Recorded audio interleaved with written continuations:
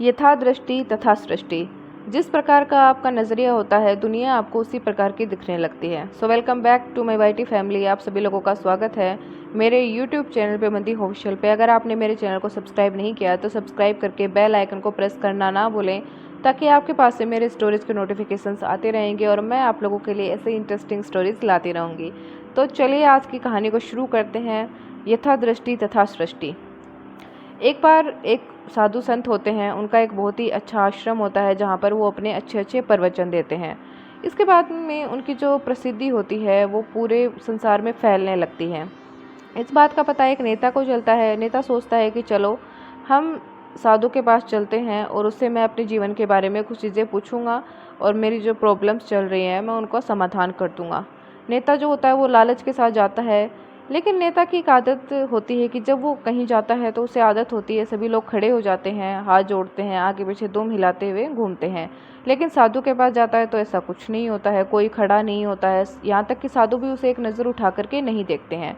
जब वो ये चीज़ देखता है उसे बहुत अजीब लगता है और बहुत ही ज़्यादा बुरा लगता है। इसके बाद में वह थोड़ा गुस्से में आकर के साधु की बात को काटते हुए कुछ चीज़ें बोलता है, लेकिन साधु उन्हें कहते हैं कि आप थोड़ी देर के लिए चुप रहिए, पहले मैं इनकी बातों का उत्तर दूंगा, उसके बाद मैं आपसे बात करूंगा। अभी आपका नंबर नहीं आया है, आप आराम से बैठ जाइए। ये बात सुनते ही जो नेता होता है वो गुस्से से तिलमिला जाता है। वह सोचता है कि इसकी हिम्मत कैसे हो गई मेरे सामने इस तरीके से बात करने की। मैं यहाँ का नेता हूँ, कोई छोटा मोटा आदमी नहीं हूँ।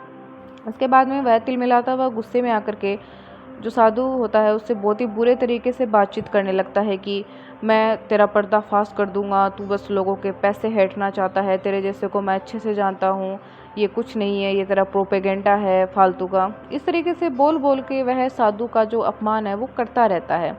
लेकिन साधु के चेहरे पर एक हल्की सी मुस्कान बनी ही रहती है। हल्की सी मुस्कान को देख करके नेता और भी ज़्यादा तिलमिला जाता है और भी ज़्यादा गुस्से में आकर कहता है कि मैं तेरा आश्रम आज की आज ही तुड़वा दूंगा।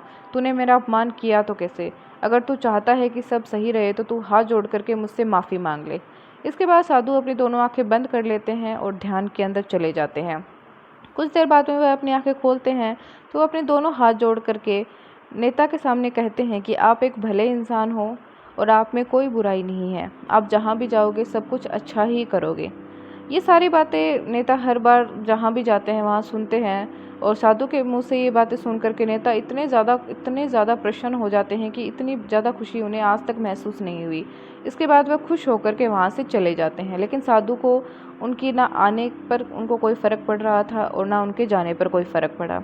इसके बाद जो नेता होते हैं वो अपने पिताजी के पास जाकर के बैठते हैं। उनके पिताजी एक भले इंसान होते हैं और उन्होंने पूरा जीवन लोगों की सेवा करने में बिताया होता है। जैसे ही वह ध्यान मुद्रा से उठते हैं तो नेता है उसके चेहरे पे इतनी ज़्यादा खुशी रहती है, इतनी अद्भुत खुशी होती है। उसे देख करके उनके पिताजी थोड़ा पूछते हैं कि बेटा आज क्या बात है, ऐसी खुशी तो मैंने तेरे चेहरे पे आज तक नहीं देखी। इसके बाद नेता सारा वृत्तांत उन्हें सुनाते हैं, साधु के साथ जो घटनाएं घटी होती हैं, जिस तरीके से वह साधु के साथ बात करते हैं और अंत में साधु हाथ जोड़ करके उनसे जो बातें कहते हैं वो सारे का सारा वृत्तांत अपने पिताजी को सुनाते हैं। इसके बाद में वो कहते हैं कि अच्छे तुम नहीं हो बल्कि अच्छे साधु हैं। उनका देखने का नज़रिया अच्छा है, इसलिए उन्हें तुम्हारे इस दुर्व्यवहार के अंदर भी अच्छाई दिख गई और तुम्हारे देखने का नज़रिया इतना गंदा और इतना ख़राब है कि तुम्हें इतनी सादगी में भी तुम्हें कलेश और कलंकार दिख गया। इसीलिए तुमने उन्हें धमकी दी कि मैं तुम्हारा आश्रम तोड़ दूंगा या फिर मैं तुम्हें बर्बाद कर दूंगा। यथा दृष्टि तथा सृष्टि। जिस प्रकार का आपका नज़रिया होता है आपको सृष्टि वैसी ही दिखती है। जैसे कि साधु को नेता के अंदर एक अच्छा इंसान दिख गया, लेकिन नेता को साधु के अंदर एक अच्छा इंसान नहीं दिख पाया। So my YT family, thank you so much for listening this small story. ऐसी स्टोरीज़ मैं आप लोगों के लिए लाती रहूँगी, तो मेरे साथ बनी रहिएगा। Thank you.